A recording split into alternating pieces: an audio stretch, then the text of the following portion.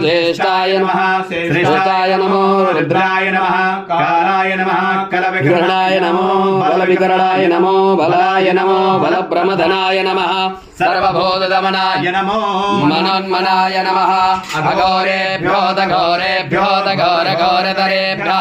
सर्वेभ्यः सर्वेभ्यो नमस्ते अस्तु रुद्ररूपेभ्यः तत्पुरुषाय विद्महे महादेवाय धीमहि तन्नो रुद्र प्रचोदयात्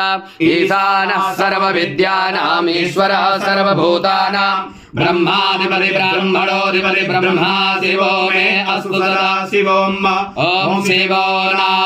नामाश्रितमदिशिषे पिता नमस्ते अस्तु मामारिगुंसे